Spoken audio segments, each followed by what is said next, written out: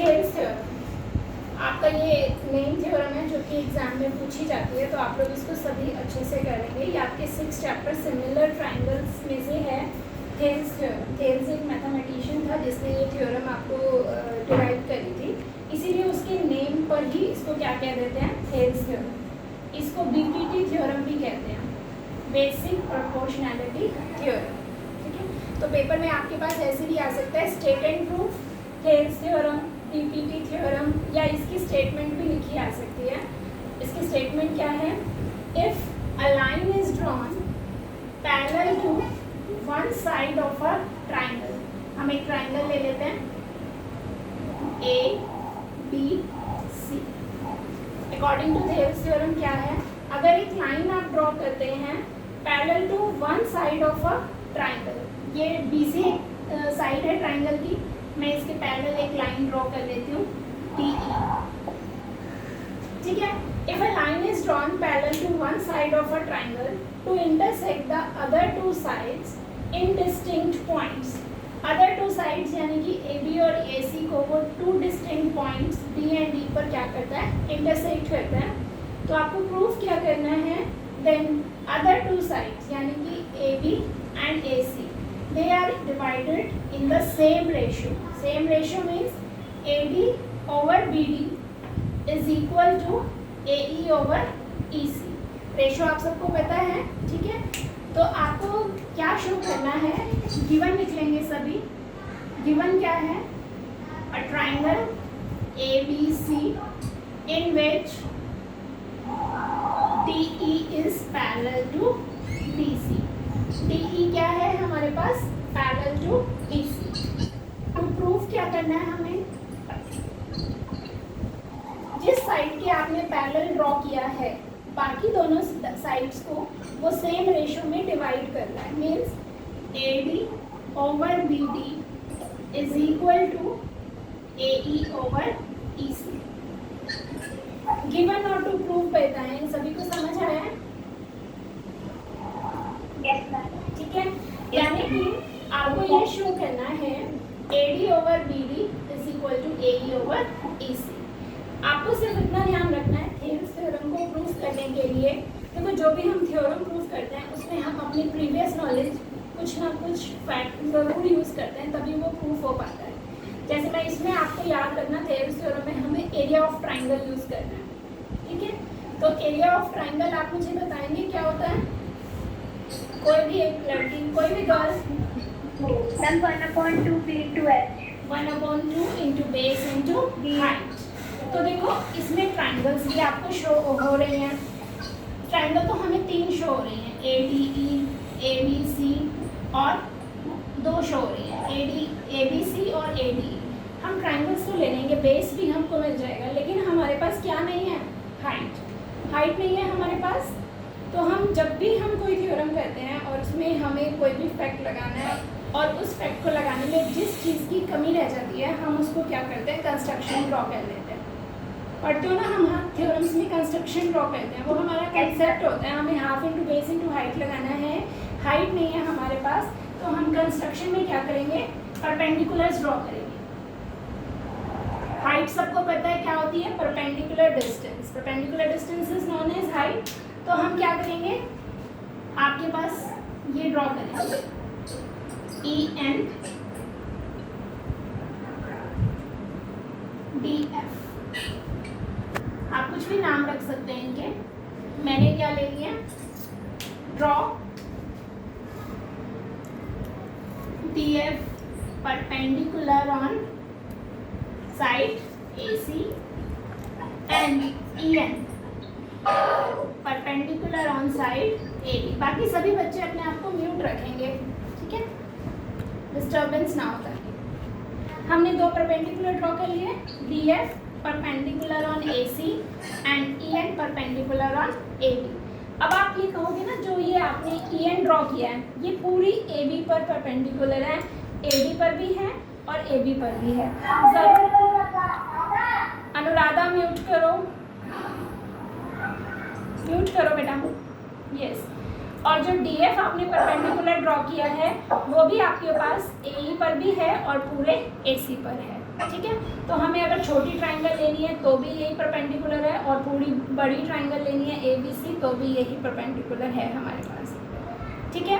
अगर ये पेपर में 4 नंबर का आता है state and proof Thales theorem, तो स्टेटमेंट, गिवन, टू प्रूफ और कंस्ट्रक्शन, अगर आप यहाँ तक भी लिखते हैं एंड फिगर ड्रॉ करते हैं तो आपको यहाँ तक के 2 नंबर मिलते हैं। क्लियर।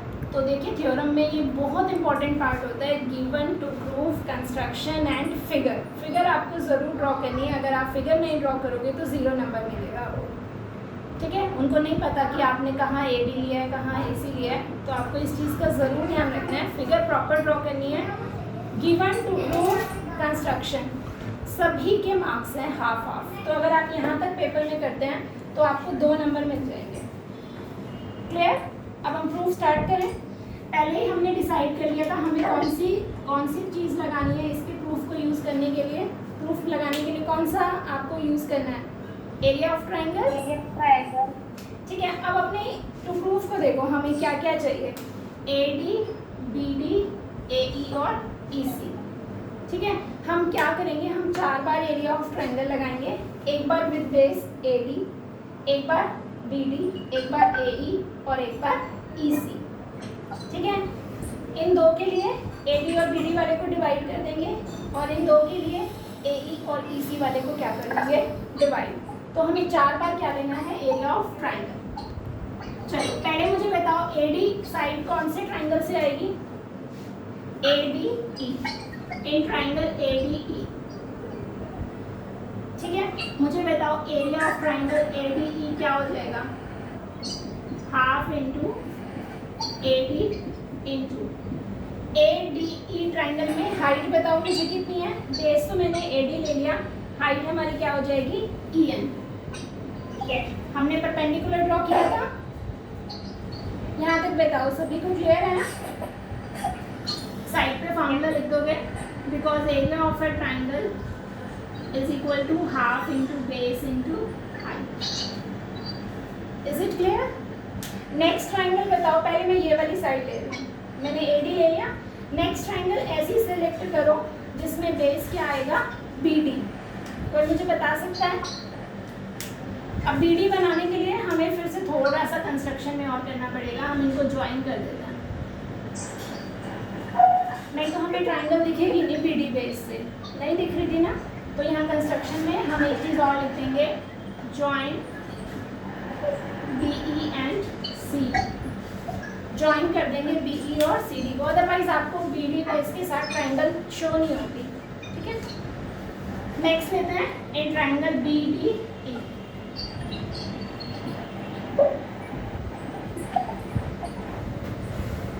BDE ट्राइंगल लोगे तो आपके पास क्या आ जाएगा, इसमें फिर से लगाओ area of BDE, half into base हमें क्या लेना है, BD। अब BD के ऊपर बताओ परपेंडिकुलर कौन सा है, जो हमारा EN है ये पूरी साइड पर परपेंडिकुलर है। परपेंडिकुलर ज़रूरी नहीं होता कि वो हमेशा ट्राइंगल के अंदर ही आपको शो हो। ठीक है। उस साइड को एक्सटेंड करके भी अगर परपेंडिकुलर आ रहा है तो वो पूरी लाइन पर परपेंडिकुलर होता है, तो परपेंडिकुलर क्या हो जाएगा, EN। मैम नीचे बोर्ड नहीं दिखता। ओके। अब देखो, अब दिख रहा है। ठीक है। अब हम क्या करें, देखो मैम हाफ से हाफ,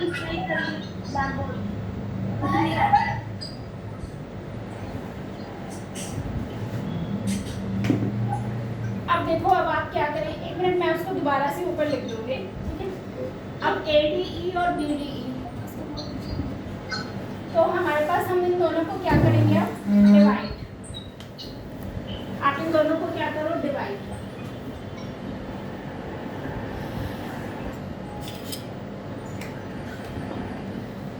ये देखो हाफ से हाफ कैंसिल हो जाएगा और EN से EN कैंसिल हो जाएगा, तो क्या आ जाएगा, AD ओवर BD। यहाँ तक बताओ, पहले सभी को क्लियर है। हमने क्या किया है, दोनों के एरियाज को डिवाइड कर दिया है, तो हमारे पास क्या आ गया, AD ओवर BD। आप देखो जो आपको प्रूफ करना था उसकी लेफ्ट हैंड साइड कैसा दिखने लग गया, AD over BD। Is it clear? आगे अब हमें क्या करना है, अब हमें बनाना है AE ओवर EC। इतना मैं रब कर दूं, नोट कर लिए सब लोग ऊपर आना। ओके,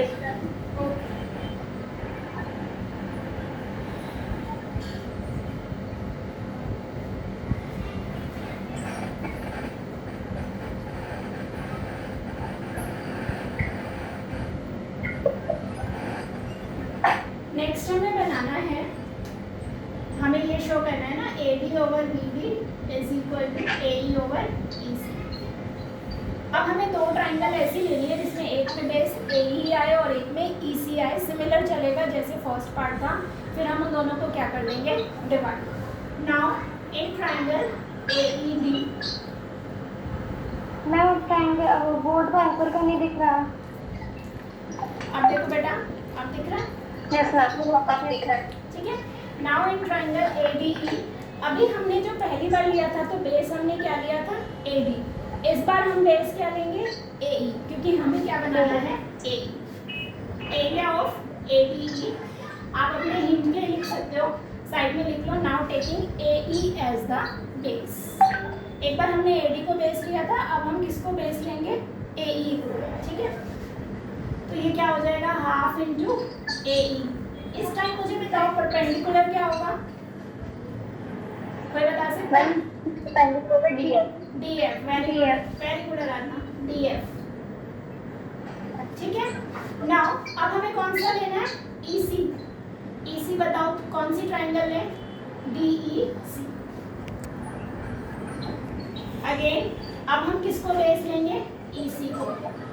परपेंडिकुलर पूरी साइड पर क्या है, DF, तो EC पर भी क्या रहेगा, DF। अब इनको डिवाइड कर देंगे, dividing area ADE over area DEC।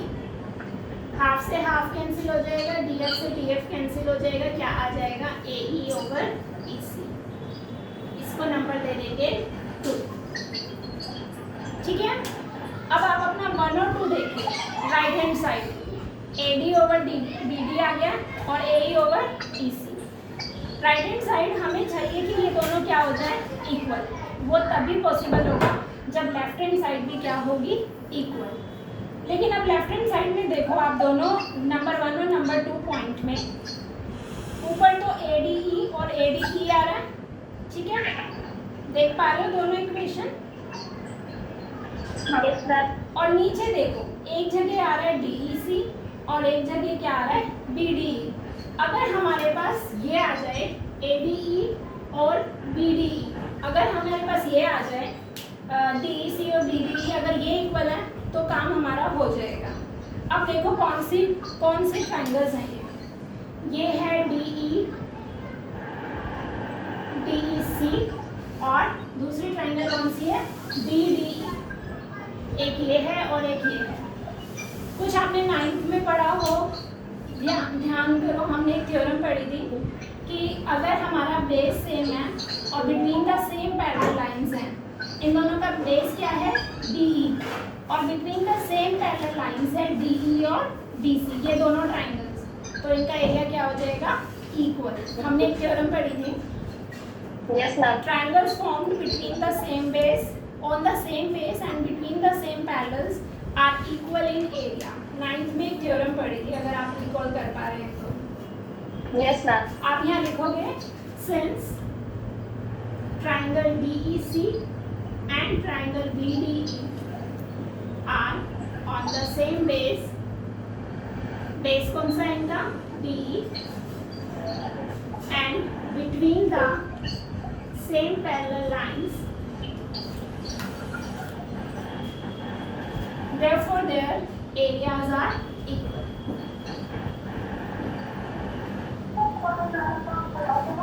Therefore area of DEC is equal to area of BD। ठीक है, अब आपके पास 3 इक्वेशन आ गई हैं, 1, 2 and 3। अब आप तीनों को देखो, न्यूमरेटर इक्वल है, अब डिनोमिनेटर भी क्या हो जाएगा, equal, because area of DEC किसके इक्वल है, एरिया ऑफ BDE के। तो आप जब यहाँ पुट करोगे तो ये इक्वल, दोनों लेफ्ट हैंड साइड इक्वल आ जाएंगी, तो राइट हैंड साइड भी क्या हो जाएगी, इक्वल। आप यहाँ लिख देंगे बस from 1, 2 and 3 AD over BD is equal to AE over EC। यही आपको प्रूफ करना था कि अगर कोई आपकी ट्रायंगल है जिसमें एक लाइन पैरेलल है तो वो बाकी दोनों साइड्स को सेम रेशो में डिवाइड करता है, और आपने यही शो कर दिया AD over BD is equal to AE over EC। तो इसमें हमने दो पुराने कंसेप्ट यूज़ करे हैं, एक तो एरिया ऑफ ट्रायंगल का फॉर्मूला और एक आपकी 9th क्लास की थ्योरम यूज़ करी है, जो आपकी अगर सेम बेस और between the same parallel lines हो, हमने देखो ये यूज़ कर लिया। हमें गिवन था ना DE is parallel to BC, वो आप देख रहे हो। अगर ये ना गिवन होता तो हम ये थ्योरम जो आपकी 9th क्लास की है ये यूज़ ना कर पाते। तो एक एक पॉइंट का मीनिंग होता है। अगर वो ट्रायंगल थी और उसमें, अब देख रहे हो इसका significance is drawn parallel to one side, इस लाइन का पैरेलल होना कितना ज़रूरी था। अगर ये पैरेलल ना हमको गिवन होती तो हम ये 9th की थ्योरम यूज़ ना कर पाते। ठीक है, समझ आया है सभी को? Yes ma'am. Yes ma'am. ठीक है बेटा, तो आपको अभी इस चीज़ का ध्यान रखना है कि अगर आपके पास